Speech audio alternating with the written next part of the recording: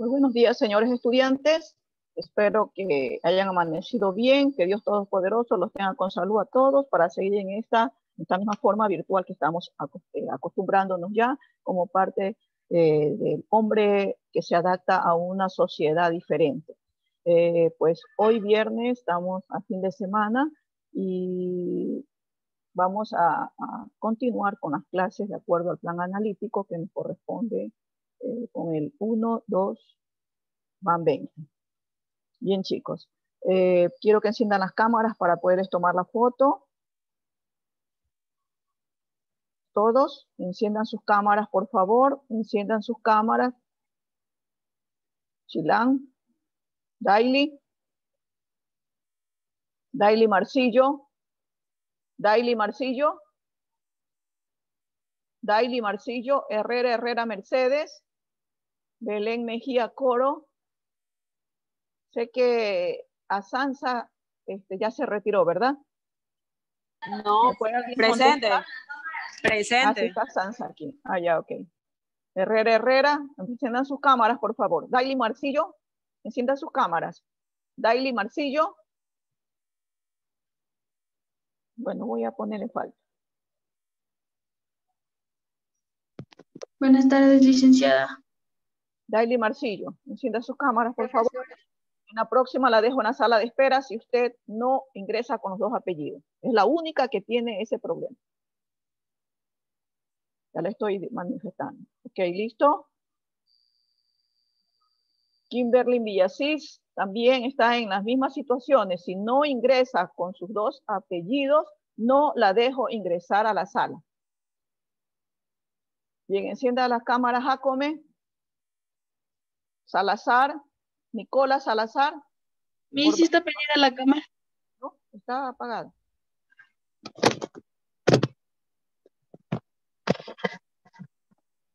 Nicola Salazar, está apagada su cámara. Ordóñez Basilio. Ordóñez, Basilio Melba. Mi cámara está dañada. Bueno, por lo menos díganme presente, porque estoy viendo a los que tienen las cámaras apagadas. Presente. Salazar no se encuentra, Nicola. Nicola Salazar. Sí, mija, aquí estoy. Es que tengo dañada la cámara. Ok, ahí no deje esa imagen. Internet. Ya, deje esa imagen, por favor. Después, cuando comience la clase, ahí puede apagarla. Ok, listo. A ver, por favor, la cámara. Mira la cámara. 2, 3. Bien, ahora. Ok, listo. Vamos a continuar con las clases que nos corresponde hoy, de acuerdo al plan analítico, pero vamos a conectarnos primero con la clase que hicimos la semana pasada, la clase pasada, perdón, en donde vimos el origen de las ciencias, la evolución de las ciencias. Entonces vamos a conectarnos de ahí. Conocimos que el estudio de la ciencia pues tuvo sus inicios a finales del siglo 18, cuando ya se comienzan a conocer las ciencias sociales en sí, y surge siempre a esta fecha hasta a finales del siglo XIX. Por eso decimos que existen muchas ciencias que son bastante vírgenes, que son bastante nuevas y que en realidad pues falta muchísimo por aprender de ellas. Estas tienen pues como objeto principal es de que nos dan la realidad social, porque de acuerdo a las nuevas formas de evolución del hombre, nosotros vivimos en varias sociedades. Antes de la pandemia vivíamos en una sociedad mucho más amena, de pronto había más confianza dentro de nosotros mismos, porque conversábamos face to face, persona a persona con todos nuestros amigos, con nuestros familiares, nos dábamos abrazos y había una confraternidad. Con esta pandemia, pues tenemos que vivir una sociedad mucho más apartada, con un distanciamiento social, que tenemos que usar mascarillas si vemos que algún familiar nos está visitando. Entonces, estas formas de estructura es la adaptación del hombre, es la forma de socializarse de acuerdo a una sociedad que se le ven. Y por ende, pues, la ciencia en un sentido amplio siempre existía antes de la era antigua. Entonces, ahora, pues, ahora estamos en una edad moderna, en una era donde nosotros solo utilizamos el internet para podernos comunicar, para poder visitar, para poder hacer un brindis y todo lo hacemos por medio del internet, porque lo hacemos el abrazo virtual incluso, ¿verdad? Entonces, esto de aquí ha pasado muchas civilizaciones para que se actualice esta nueva forma, nueva estructura, y por ende la ciencia también está cambiando. Y la ciencia, pues, era una palabra para categorizar siempre todo tipo de conocimiento. Cuando nosotros hablamos de conocimiento, estamos hablando de ciencia. Así sea un conocimiento empírico, porque nosotros antes de decir esto es cierto, cuando estamos viendo de pronto, viendo nuestro celular, qué nomás aplicaciones tiene, qué puedo hacer con el celular nuevo que me he comprado, entonces usted comienza a indagar qué más puede hacer con su celular, y a la vez usted va descubriendo poco a poco en donde empíricamente nadie le enseñó. Usted lo comenzó tal vez a hacer una investigación interna de él, a monear, como ustedes dicen, hasta que descubre algo. Y esta forma, pues, es lo que nos va a dar un conocimiento específico directamente. Así se categorizaban las ciencias, así fue la evolución de la ciencia.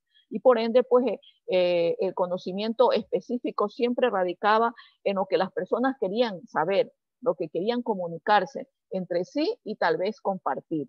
Así actualmente nosotros vemos que con esta nueva sociedad, con la gran pandemia que mantenemos, muchos nosotros no sabíamos hacer un emprendimiento, pero valga la necesidad que nos pide la sociedad para poder mejorar nuestra economía, comenzamos a hacer emprendimientos de algo que empíricamente conocíamos. Y esto pues nos lleva a la satisfacción familiar, porque vas a ser productivo y por ende pues vas a llevar la economía a tu hogar. Eso así pues viene el origen y la evolución de la ciencia. Bueno, hoy vamos a continuar con los problemas de epistemología dentro de lo que Karl Popper manifiesta, que en realidad es una forma como estructuramos nosotros la ciencia, que muchas veces pues buscando una hipótesis podemos descubrir algo. Entonces, tenemos que comenzar a decir quién es Popper, porque Popper pues es un filósofo y profesor austriaco y considerado como uno de los filósofos de las ciencias más importantes de pleno siglo XX. Entonces ya es más moderno en realidad.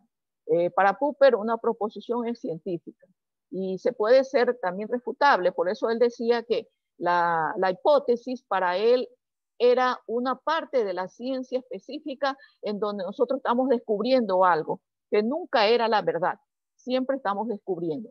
Y Popper planteaba que no existe un método que permita inducir o verificar una hipótesis. Esto era posible, no es posible explorarlo, porque todas las situaciones posibles para ver si la teoría se mantiene, por lo menos debe de haber muchas probabilidades que sea probable esto lo que se dice. Y actualmente nosotros estamos viendo con en la sociedad real que en la vacuna que nos quieren poner a todos los ciudadanos a nivel de todo el mundo, no tiene algo probable que diga, sí, esto te va a curar.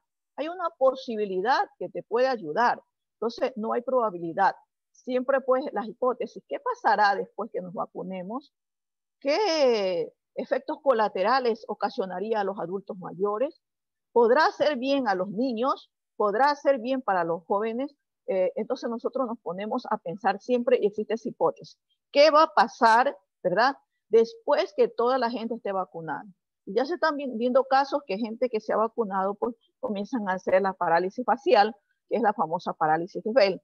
Claro que es algo muy sencillo para tratar, pero la persona que no tiene para poderse tratar esa desviación de cara, comienza a quedarse con una deformidad de ella, porque necesita un tratamiento muchas veces hasta de acupuntura, donde muchos desconocen esta ciencia que existe, que te va a ayudar muchísimo. Entonces, eso es lo que decía Popper, que la forma más posible para explorar de una teoría que sea ya científica, falta bastante, falta muchísimo, y en pleno siglo XX. Entonces, Carr aboga que por las imposibilidades de alcanzar inductivamente el conocimiento cierto, incluso probable, se necesita de la experiencia. Y pues la experiencia es lo que te da la categoría, porque nosotros vamos a ser categorizados de acuerdo a lo que conocemos. La ciencia avanza tanto que nosotros a veces observamos una proposición que puede ser refutable en cualquier momento. Esto no es así, la nueva forma de seguir esta estructura es otra, y así sucede hasta con la medicina, más 100% con la medicina. En aquellos tiempos cuando yo estudiaba farmacología y estudiaba clínica, la forma como se nos presentaban los casos, nos presentaban en los libros y los profesores, eran diferentes la sintomatología.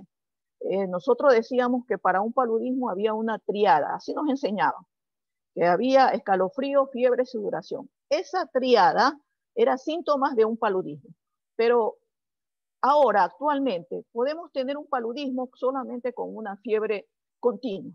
Podemos tener un paludismo solamente con un problema de escalofrío después de la picadura de un insecto. Entonces ya no está la triada en sí. Tenemos que ir descubriendo poco a poco con laboratorio. Se tratará de un paludismo, se tratará de una infección de vías urinarias que está haciendo fiebre interna y eso le da escalofrío, o qué es lo que está sucediendo. Puede ser un dengue, puede ser una infección viral que se está acondicionando dentro de su organismo, se está incubando y luego va a salir a flote, como es el caso de la varicela o la papera o ciertas enfermedades virales que se presentan en los niños. Entonces, este proceso es cambiante y esto es lo que decía Popper, que nada de la ciencia, mientras así sean probables, no podemos decir que es verdad, porque todo tiene una evolución. Entonces, para Popper, dentro de la ciencia, entendía a la filosofía básicamente como una teoría del conocimiento, nada más. Muchos de nosotros a veces nos ponemos a pensar cómo va a ser nuestro futuro. Eso es una acción de filosofar.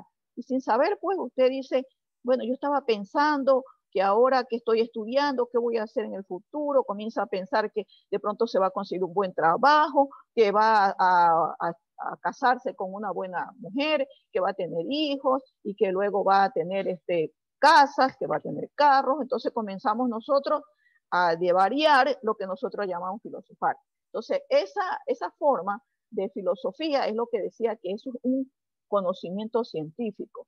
O puede ser también epistemológico, porque siempre el problema se va a fundamentar dentro de la estructura de la ciencia.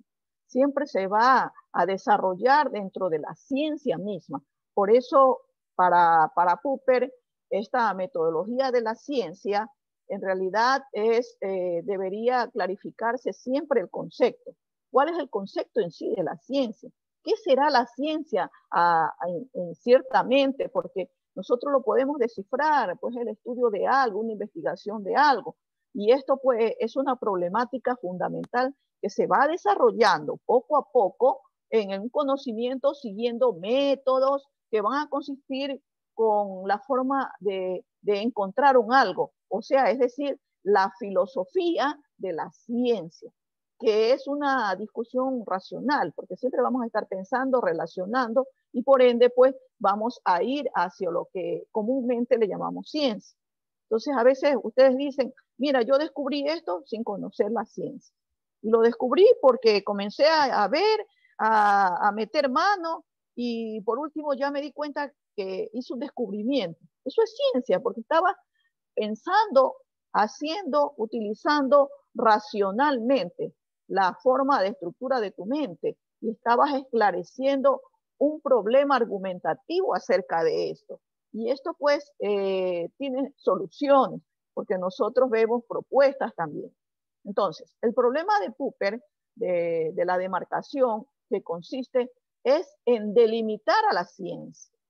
Esta delimitación de la ciencia siempre comienza con lo empírico. Nosotros comenzamos a hacer algo empírico y luego a esto decía él que esto no es una ciencia, esto sería una pseudociencia, o sea, una aproximación a la ciencia. Cuando nosotros hablamos de pseudo, significa algo mediocre, algo que no tiene en realidad algo específico, decir esto 1 más 1 es 2, ¿no? Sino que tenemos que decir 1 más 1 puede ser 2 o puede ser 3 o puede ser 4. 4 elementos que cada uno tiene la mitad, entonces entre los 4 estamos haciendo 2, ¿verdad? Entonces eso es lo que él llamaba que se viene pues un conocimiento empírico primero llamado la pseudociencia, en donde el problema que va a definir se va a entender con la experiencia. Toda ciencia tiene primero que comenzar en la parte empírica y luego se va haciendo la experimentación con las experiencias que se tienen para llegar a concreto esto. Ahora, yéndome con el ejemplo de la vacuna, se están haciendo estos experimentos en realidad. Nosotros somos como conejillos de India por el momento, porque se van a llevar a ver qué sucede con esto. Y de aquí, de 3, 4 años, conforme se vayan presentando los efectos secundarios en todas las personas y viendo cómo lo podemos rescatar, cómo lo podemos mejorar, ahí nos va a decir que la vacuna sí cura el coronavirus. Bien, entonces el problema es el que se define por la realidad. ¿Por qué? Porque el conocimiento siempre es una realidad. Es la realidad social, es lo que estamos viviendo. Si no hay un medicamento que te cure la realidad, la enfermedad del coronavirus, ¿cómo vamos a buscar una herramienta de vacuna que te va a inmunizar? Difícil, es difícil. Entonces, esto de aquí nos lleva a una realidad, a pensar que nosotros siempre tenemos que distinguir entre una teoría científica y una teoría no científica, que sería una pseudociencia. Es el caso de cuando se hacía el estudio del marxismo, en donde se pensaba que siempre tenía que existir un psicoanálisis para poder decir que la escuela marxista pues tenía ciencia para poder desarrollarse dentro de las características que mantenía.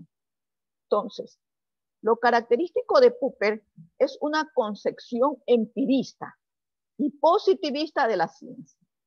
Esa es la característica de Popper. Y también él hablaba de una filosofía y por ende pues tenía su razón.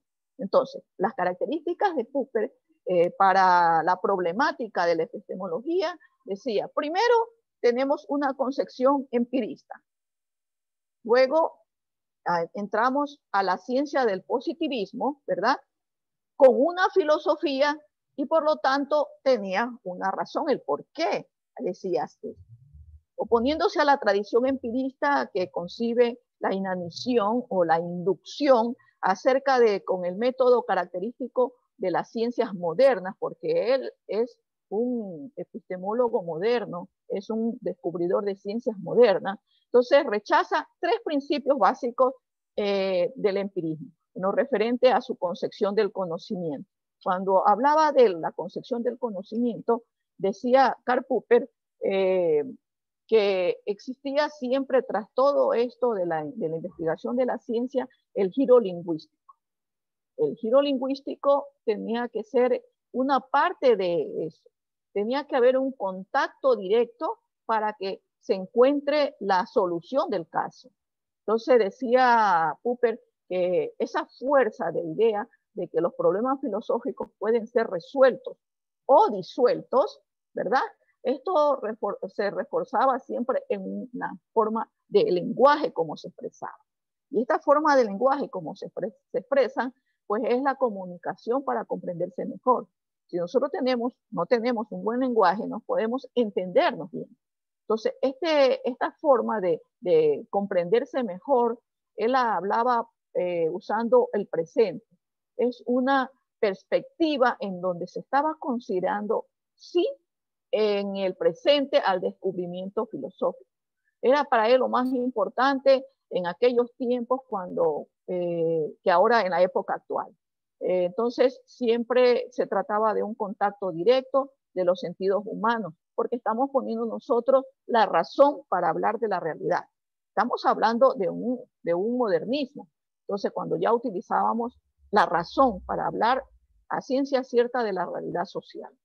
Entonces, este contacto estaba siempre mediado o mediatizado por la carga lingüística que todos los individuos tenemos.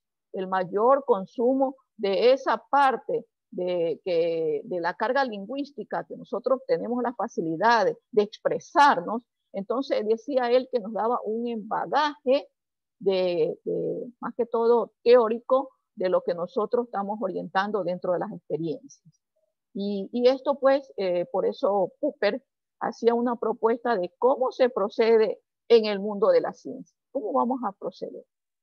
Entonces, él lo llamaba un procedimiento de las conjeturas, lo cual le caracterizaba por unas refutaciones o métodos falsicionistas. Entonces, él decía que todo se caracterizaba por una actividad que en realidad no estaba dentro de lo que nosotros aprendemos en sí, porque lo que aprendemos es poco y luego nosotros experimentamos y comenzamos a aprender por nuestra razón, por nuestro sentido, algo más que nos va a llevar al aprendizaje. Y este aprendizaje siempre nosotros vamos a tal vez aprenderlo con lo empírico, que es algo falseado, algo que no tiene todavía ciencia. Y luego vamos adquiriendo las experiencias y esto es lo que nos va a dar un nuevo problema. Y este nuevo problema es el verdadero punto de partida de un nuevo desarrollo científico, ¿verdad? Entonces, Popper propone una esquemática de 4 etapas para entender la lógica del conocimiento científico, porque allá vamos a llegar, ¿verdad? Primero, nosotros comenzamos con un antiguo problema. Entonces, el antiguo problema para Popper era de que comenzamos con algo empírico que queremos conocer. Entonces, si yo digo y señalo esto, ¿verdad? Estoy señalando esto vamos a hablar con compañeros, para guerra, guerra José, para guerra José. Sí, buenas. Sí, buenos días. A ver, guerra. A ver, José, estoy yo presentando algo aquí. ¿Sí lo ves? ¿Sí lo observa? Sí, ¿Sí? ¿Qué será para usted? una pluma. Una pluma, ¿verdad? Así lo conocemos. Y nosotros también conocemos como otro concepto de pluma, en donde encontramos las plumas. No esto, sino la misma palabra pluma que nosotros le damos a esto. En las aves. En las aves. En las aves, ¿verdad? En todas las aves encontramos plumas. Y entonces, si nosotros nos ponemos a investigar por qué se llama esto pluma, Herrera, ¿qué le viene a la mente? Herrera, te vas a ganar una carita feliz. Herrera Camba. Herrera Camba, sí. Que es un esfero, una pluma, como ya dijo mi compañero, que se utiliza para escribir, para anotar apuntes y así. A ver, un ratito. La palabra, estaba preguntando yo si esto nosotros le llamamos pluma, ¿verdad? Y también encontramos la misma palabra en las aves, ustedes me dijeron que son los que tienen pluma. Ah, es que claro, es que hay palabras que tienen diferencias. Ya, pero ¿por qué le llaman, se te viene a la mente, ¿por qué le llaman a esto pluma? Si no es la pluma de las aves. A ver, ¿quién me puede responder? Yo, porque antes utilizaban la pluma. Herrera. Miss. Sí, Herrera. Sí. A ver. Antes utilizaban las plumas de las aves y las mojaban en tinta y con eso escribían. Muy bien. Ese era su prototipo. De ahí viene el antiguo problema, ¿verdad? ¿Cómo comenzaban a escribir? Te ganaste una carita feliz, Díaz. Hereira Díaz. Bien. Entonces, desde el momento que nosotros decimos esto es pluma, tiene una historia, ¿verdad? Tiene una historia, porque nosotros comenzamos con lo empírico. Comenzaban a escribir con las plumas, tocando el tintero, ¿verdad? Y con eso podían escribir en un papel. Y por ende, pues ellos podían transmitir un mensaje escrito, ¿verdad? Entonces, esa forma antigua, ese antiguo problema para escribir, que tenían que conseguir esas plumas grandes y donde ahí tenía la puntita para que ahí entre, al poner en contacto con la tinta, entraba la tinta y por eso nos servía para escribir. Ahora vienen las formulaciones teóricas a modo de prueba. ¿Qué pasaba luego con las plumas que seguían escribiendo y ya no eran las plumas de aves? A ver, para jurado. Sí, mi. Jurado Saloa. ¿Así es? Salua. Saloa. Ajá. Ya, Saloa. Muy bien. Salua. A ver. Salua. Salva. ¿Sí? Sí. Bien, Sí, jurado. mi. Bien. Bien, si antes se escribía con esa pluma, ¿cómo fue entonces ahora la problemática para formular la nueva estructura de prueba? A ver qué más nos servía. ¿Qué tiene esta pluma por dentro? Tinta ¿Y dónde está la tinta? en una mina. Ajá. Bien. Entonces, viene la formulación del problema, ¿verdad? En donde vamos a poner a prueba, vamos a hacer de que de pronto un contexto, ¿verdad? Que tenga parecido al tallito, como se viene a decir, el tronco de donde salen las plumitas. Eso servía para ingresar. Si ustedes han visto alguna pluma de ave, ustedes se dan cuenta que tiene como un tronco, ¿verdad? Y si lo ve, usted es muy precaucioso, se da cuenta que ahí, cuando nosotros arrancamos la pluma, tiene una forma así como esta, que ahí podía, al estar en contacto con la pluma, con la tinta, podía ingresar la tinta ahí para poder escribir, ¿verdad? Entonces, si la mina tiene tinta, vienen las formulaciones teóricas. Si nosotros hacemos algo así similar, y luego le ponemos una parte de esa mina, le ponemos una puntita en donde va a tener también un caliche tan finito que al nosotros a escribirlo, al presionarlo al papel, nos va a salir la tinta para poder escribir, ¿verdad? Y luego viene la forma estructurada, la parte externa, que es lo que se pone a prueba. Entonces, si comienza a salir bien, ¿verdad? Entonces ya el antiguo problema se fue. Ya no tienen que escribir con la pluma de aves, ¿verdad? Sino que van a escribir con un elemento, un material mucho más mejor, didáctico, ¿verdad? Y que nos va a servir para poder estructurar esa forma de escritura. Entonces, esto de aquí venía la tercera etapa, que eran los intentos de eliminación por medio de la discusión. No, que cómo va a creer que esa mina está muy gruesa, que de pronto la tinta se va a secar, o que de pronto la tinta no va a salir por esa diminuta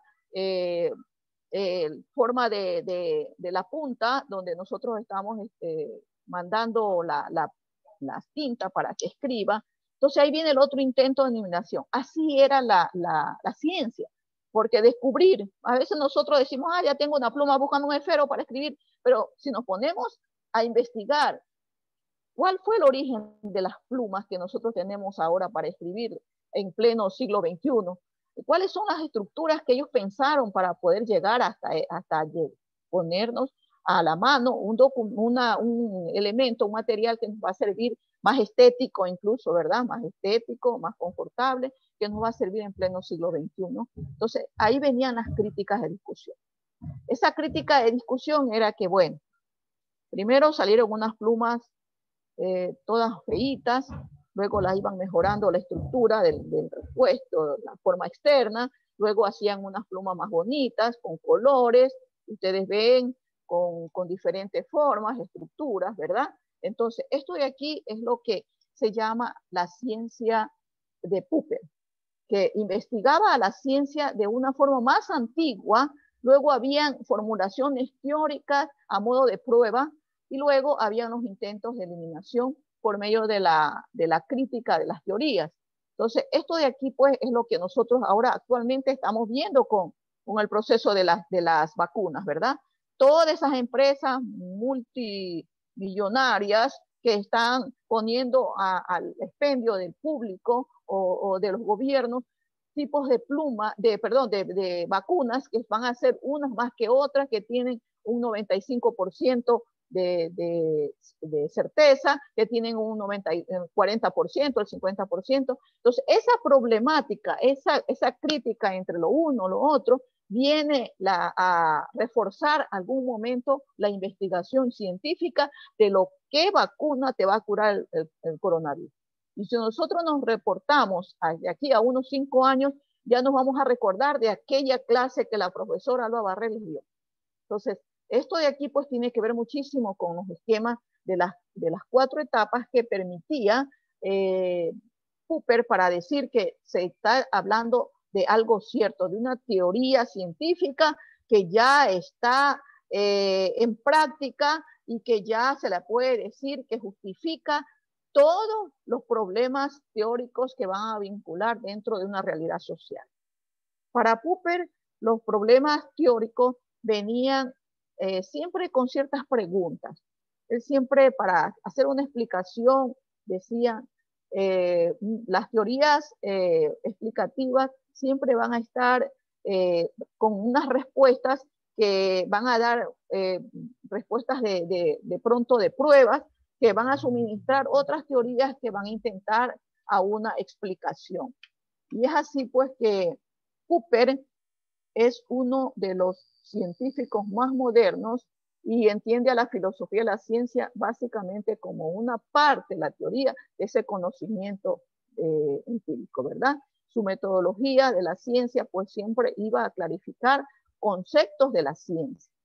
Siempre su problema fundamental sería el desarrollo del conocimiento y que el método que se puede postular como un propio de la filosofía es una discusión racional, porque estamos utilizando la razón.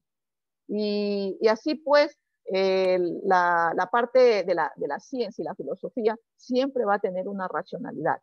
Y este método pues estaba consistiendo en exponer los problemas y discutirlos argumentativamente y por ende críticamente para las soluciones que se daban para el problema.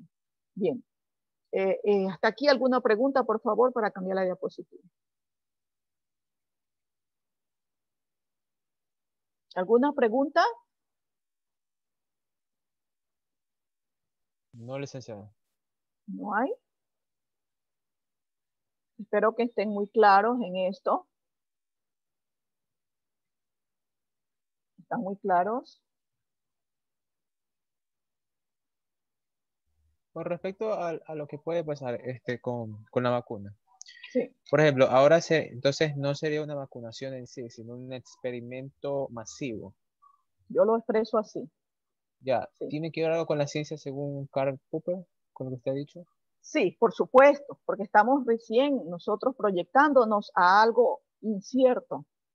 Y cuando ya se descubra que en realidad tenemos por lo menos un 80-85% de personas que hayan adquirido la inmunidad para estar como, que nos sirva como barrera para el proceso del enfrentamiento de la gran pandemia, ahí podemos decir que la ciencia es cierta. Entonces, en este caso estamos con la teoría de Popper.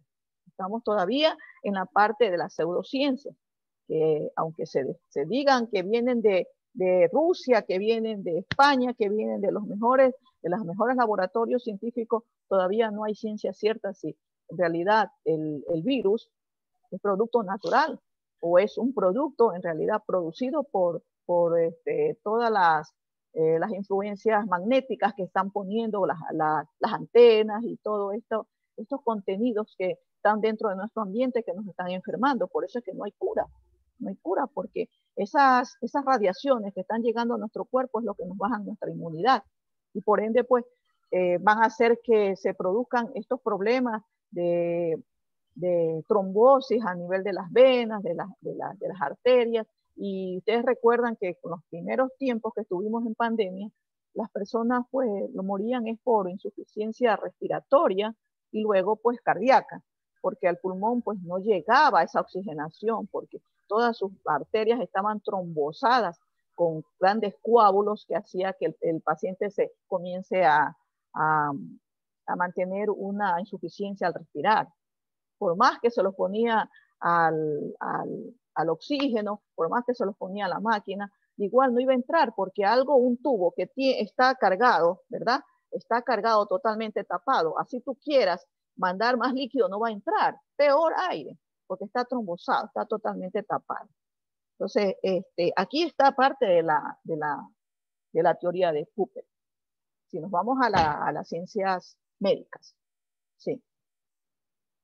¿Alguna otra pregunta? Y gracias. ¿Cuál es el que me habló? Por favor, voy a ponerle una carita feliz. Se merece. ¿Quién fue? Maridueña. Sí. Maridueña.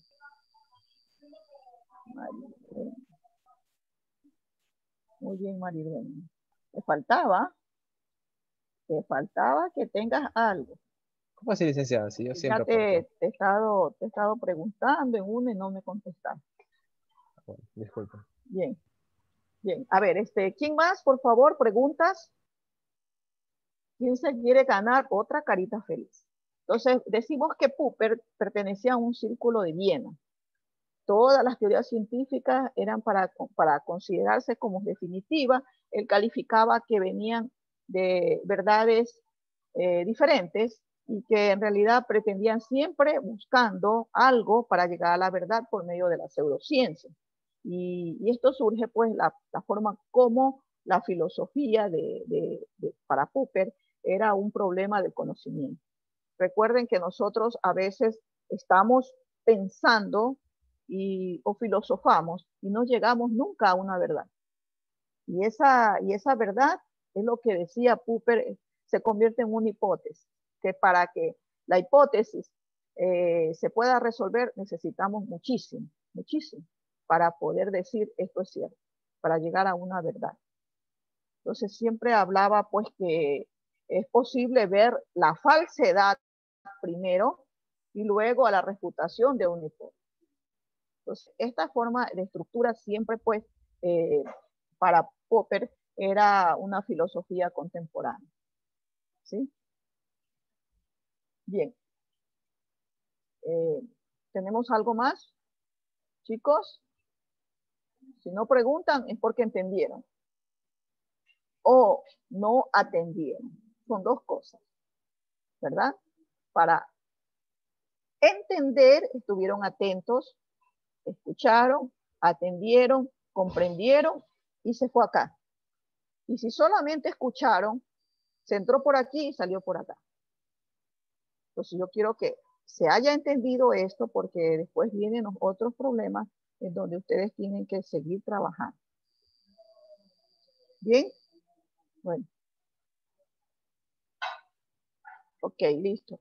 Vamos a hacer una interacción donde el problema de la demarcación de Karl Popper pues era la concepción empirista, como habíamos dicho, ¿ya? Ok, voy a sacar las diapositivas para hablar con ustedes un poco, a ver si me entendieron. Ahí puedo estar claro. A ver, Martínez Caicedo. Dígame. Martínez Caicedo. Dígame. Bien, Martínez. En cuestión de Popper, ¿cuál era la verdad para Popper? La verdad era distinta, algo así lo que usted decía, la verdad era distinta para todos y la ciencia sí puede ser refutable ya que está en constante evolución. Bien, pero ¿a qué le llamas distinta? Claro. ¿A qué le llamas distinta? Tú mismo sacaste la palabra distinta. A ver, Martínez. A ver, ¿quién me ayuda? Belén. Belén Coro. Belén Mejía Coro. Belén Mejía Coro. Belén. Bueno, como no está, le vamos a poner mal. A ver, Solís López. O sea, yo diría que ella lo dice distinto porque Popper decía que no existe el método que permita verificar las hipótesis o las teorías. Por eso yo diría que ella dice distinto. Excelente. ¿Qué dice de Mera? Bueno, yo pienso que Popper, él tenía varios criterios. Él no solamente se dejaba llevar por lo que, por ejemplo, lo que la ciencia decía, él la refutaba. Eso fue lo que más o menos entendí lo que usted decía en las diapositivas. Él no solamente se dejaba llevar por la ciencia ni por lo que suceda, sino más que todo por los hechos que van sucediendo. Ahí nosotros podemos ver si es verdad o si es mentira. Bien. ¿Qué dice Asanza? Miss, buenos días. Buenos días. Mira, bueno, lo que yo entendí, bueno, mis compañeras ellas ya estaban hablando acerca de que era diferente. No importa, exprésalo con lo tuyo. Sí, de lo que era diferente. ¿Ya? Expresa con tus propias palabras. Yo digo, esto es una pluma y ustedes me dicen, profesora, para mí se llama esfero. ¿Aló? ¿Sí? ¿Asanza? ¿Sí me escucha? Miss, ¿me escuchan? Sí, ahí te estoy escuchando, mija. Sí. Expresa con tus propias palabras para ti qué significa las ciencias de Popper.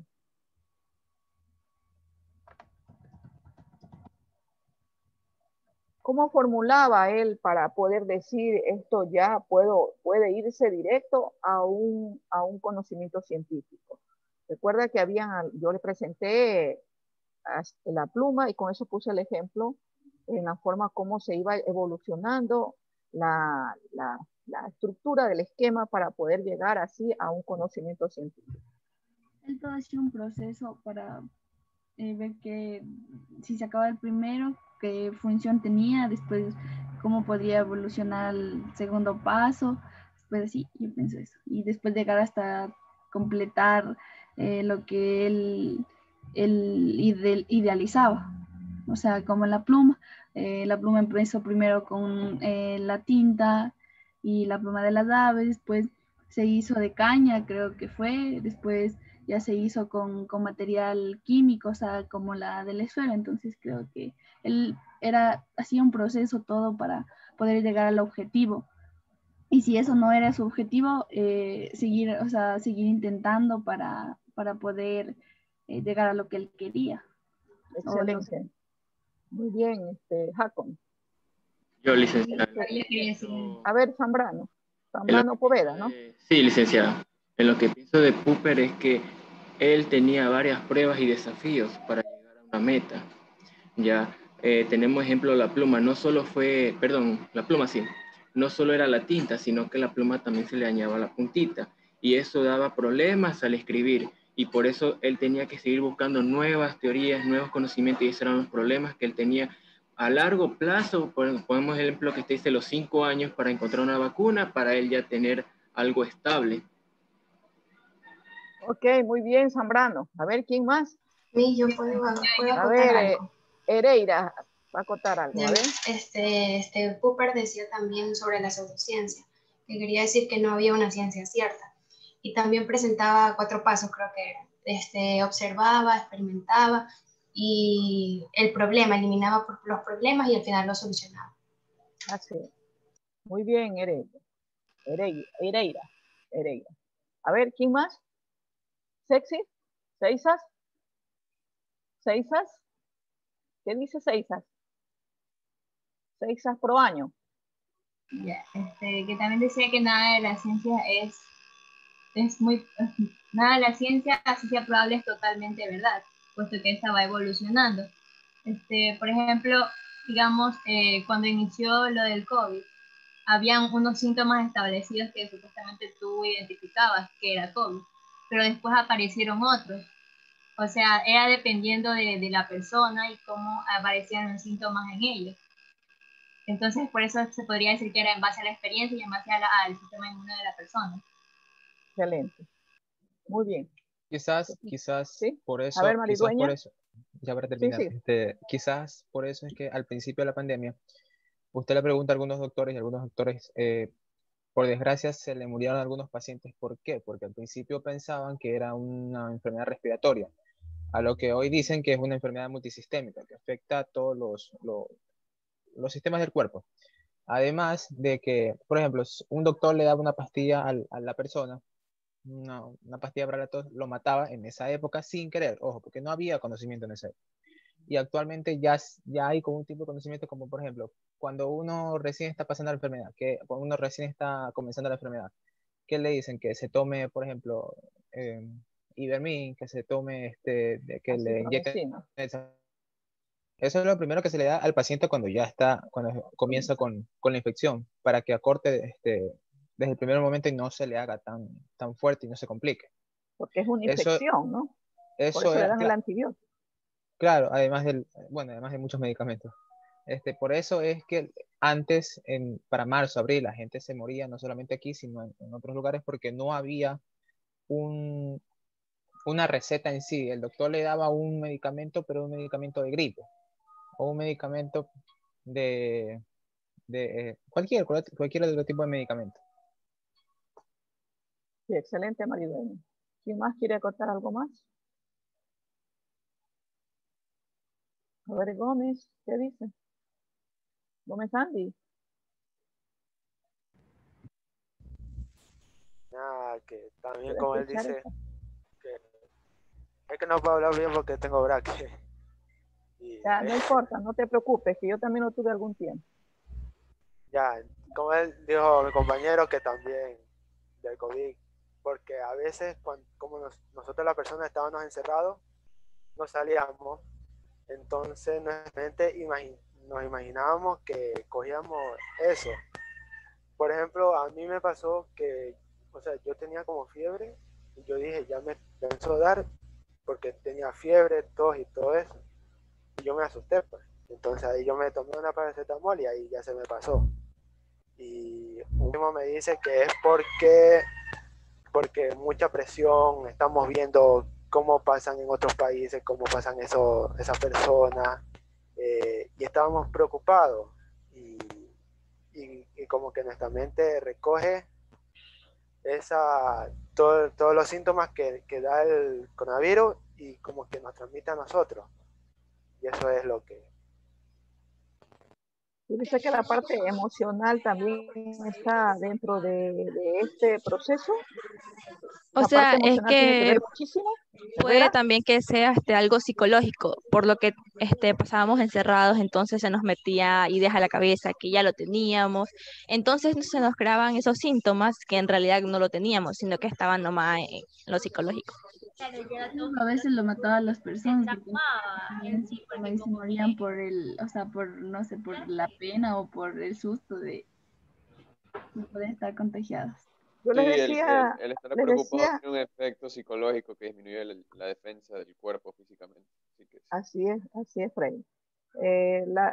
Ustedes ven que cuando comenzó la pandemia, como a los 15, 20 días, comenzaban a morir más personas adultas mayores. Y no es que estaban contagiados, como les había dicho al comienzo. Era impresionados por las noticias de los medios de comunicación. Eran imágenes que a veces no eran concebibles para nosotros que estábamos más jóvenes que nuestros adultos mayores. Y esto mandaba un problema de tipo mental, en donde el temor, el miedo, la angustia, la desesperación, la depresión llevaba a los pacientes adultos mayores a morir con un problema cardíaco y no morían de COVID. No, Decían, por no, es eso, que el virus ataca más a los viejitos. No, eso era falso. ¿Qué va a creer? Pues si es un a mí me virus hizo que ver está en el estrellas medio eso. ambiente, ataca a todos, pues no A tenía mí que me ver hizo ver nada estrellas. con las personas adultas mayores. La mayoría de las personas adultas mayores no morían por COVID si ellos ni siquiera salían. Entonces, eran contagiados de pronto pues, de sus familiares o de más que todo morían de paro cardiorrespiratorio. Y la mayoría Por la impresión. aparecían muertos por la impresión, lógico, a Claro, todos nos impresionó. es que los meses creo que a todos, no solamente a las personas de edad, sino que a nosotros también, ver todos los días, o ver, ¿cómo se llama? Estás en una ventana y ver los carros pasar, llenos de los ataúdes. O si no, ver las imágenes del cementerio aquí en Guayaquil repleto de muertos. A uno lo afectó psicológicamente. Por supuesto. O al menos la mayoría, digo yo. A todos. Además, a todos. Creo que los afectó psicológicamente ver demasiadas imágenes. Nadie se esperó eso. Nadie se esperó ver el impacto. No estábamos preparados. ¿Sí? Es como en las noches escuchar las ambulancias, cómo pasaban en la madrugada, así, todo eso. Y también las malas noticias que venían a nuestros oídos o llegaban a nuestros teléfonos de los familiares nuestros que eran lejanos o allegados, nos decían que había fallecido, donde decían, no, pero si yo estuve conversando hace 2 días con la persona tal y ahora dicen que ya está fallecida. Entonces, todo esto nos impactó. Nosotros somos seres humanos que podemos dominar nuestro sistema nervioso, pero sin embargo, con estos impactos se salía de las manos. Era difícil dominarlos en sí. Todos teníamos la pandemia del miedo, ¿verdad? Del miedo a morir más que todo, más que ser contagiados, a morir. Y se veía mucho en jóvenes, porque yo daba teleconsulta, yo soy médico además de ser comunicadora, y tenía las teleconsultas de jóvenes en gran cantidad, que llamaban y me decían, es que yo no quiero saber de nada, yo no quiero comer. El familiar me llamaba que no quiere comer, se encerró en su cuarto y de ahí no quiere salir. Entonces venía la paranoia del temor, el miedo de que si salía pues a la sala o salía del ambiente donde estaba ella, se iba a contagiar. Entonces, en realidad, este proceso suscitó a todos. No hubo una persona que diga, a mí no me dio miedo. Todos estuvimos con ese temor, ese miedo. El pánico en sí, Ese sí, así es. Esa era la paranoia de todos, ¿verdad? No queríamos ni siquiera salir, ni siquiera ver a salir a la ventana porque de pronto nos íbamos a contagiar. Entonces, este era un proceso bastante fuerte que en ningún momento estuvimos preparados, porque veíamos a lo lejos, ¿verdad? Veíamos a lo lejos, escuchábamos que estaba lejos para nuestro continente. Bueno, creo que eso es propio de las partes orientales y no occidentales. Pero cuando comenzó a venir ya a América y comenzamos a ver 2 muertos, 3 muertos, 4 muertos, 5 muertos, y después seguían 100, 200, y seguía 600. La cantidad subiendo, 600, y todos los que en realidad no fueron deportados, no fueron reportados en las estadísticas que murieron por COVID, no fueron reportados, porque muchas personas sabían que su familiar murió de COVID, pero para que lo puedan dejar enterrar normalmente en una bóveda, ellos decían que les dio un paro cardiorrespiratorio, pero eran COVID muchas veces. Miss. Algunos cuerpos se quemaron, ¿verdad?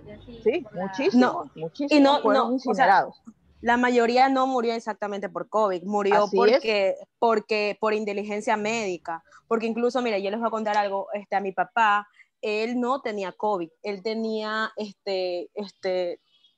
no sé, le quiso dar como un derrame, ya, pero se lo llevaron al médico, pero por inteligencia médica, o sea, por ejemplo, nosotros lo íbamos a visitar. Eso, perdón. Negligencia médica, perdón. Sí, usted como comunicadora tiene que aprender esos términos.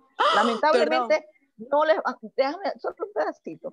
Lamentablemente ustedes en estas nuevas carreras no van a tener la materia de medicina legal. Yo daba medicina legal y siempre enseñaba términos médicos para que hablen con propiedad a los comunicadores. Entonces se sacó de la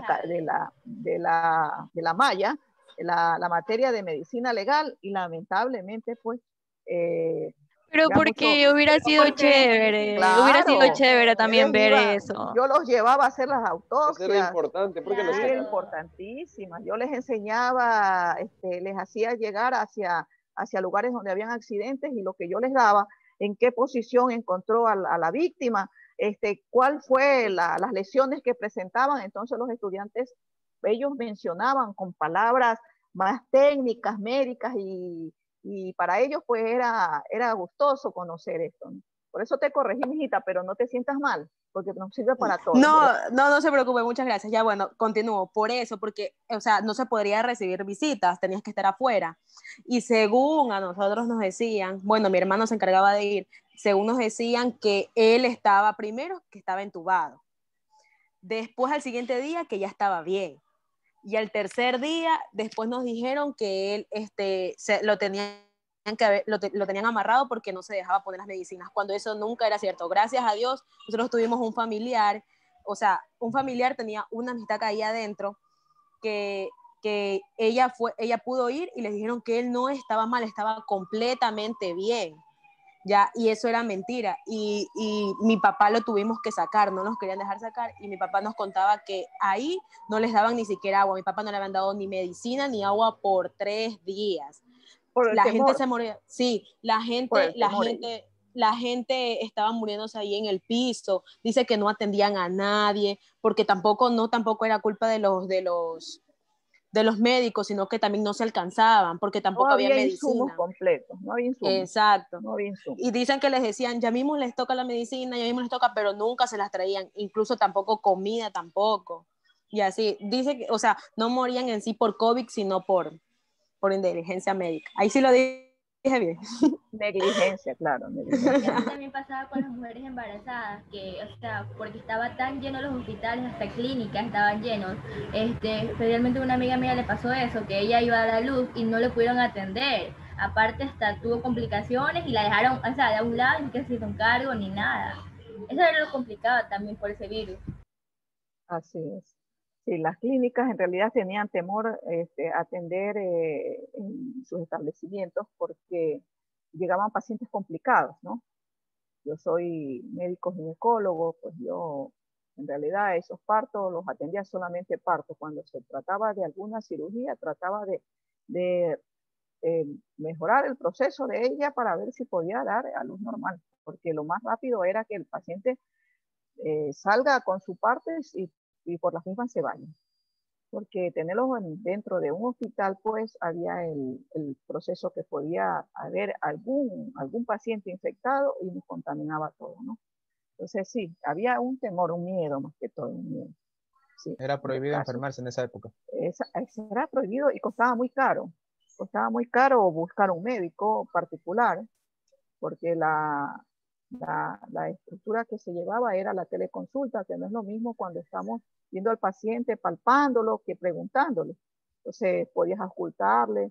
En realidad, pues gracias a Dios, todos mis pacientitos, todos proseguían muy bien y están actualmente en buenas condiciones. Entonces, el proceso es ese de que la ciencia no es exacta, como decía Popper. Nosotros tenemos que indagar más porque estamos en una realidad social diferente.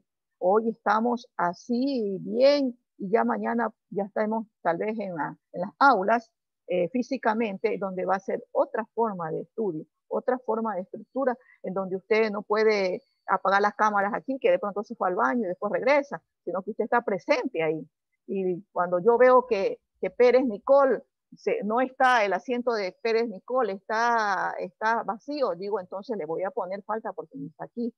Entonces, ese es un proceso bastante difícil de llevar a eso, ¿verdad? Y ya muchos se están acostumbrando, mejor estar así, dice virtual, porque ahí puedo tomarme mi café sentadita y estoy escuchando a la clase. Entonces, ¿verdad? Que va a ser muy diferente cuando ustedes pasen a la otra fase, en donde al comienzo extrañaban, pero ahora dicen, no, mejor estoy así, bien sentadita como está Nicole, bien sentada en su asiento, alzando la pierna, poniéndose su mano acá, ¿verdad? Entonces, esa es la forma que nosotros estamos viendo, el cambio de la ciencia, el cambio de la sociedad, el cambio de la realidad social, ¿verdad, chicos? Muy bien, vamos a encender todas las cámaras, quiero prender quiero que enciendan las cámaras, por favor, para tomarles una foto.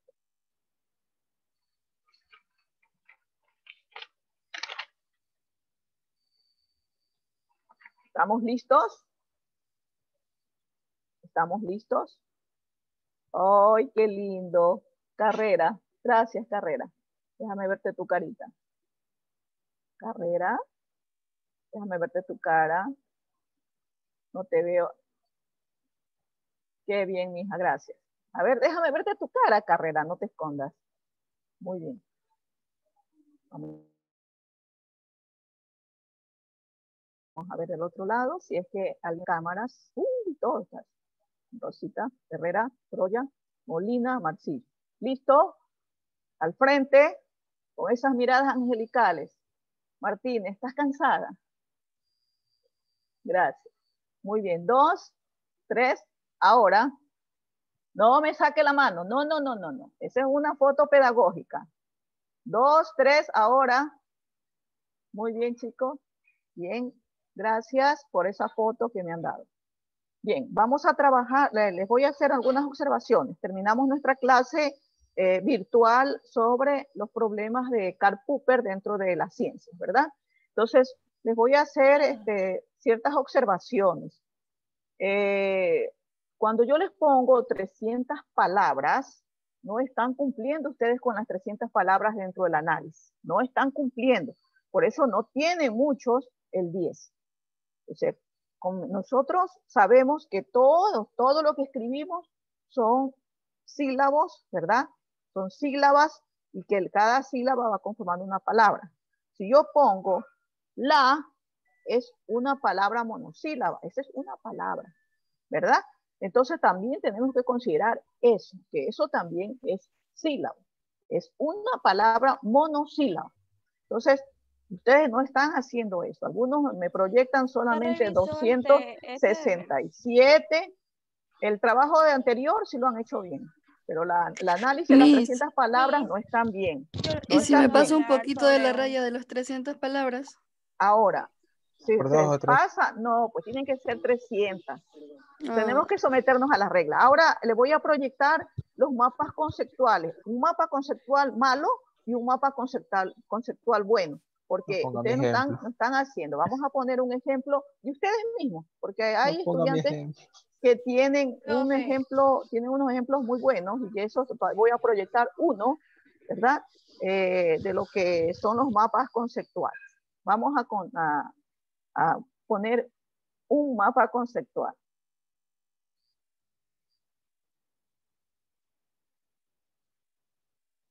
A ver, chicos. Vean ese mapa conceptual.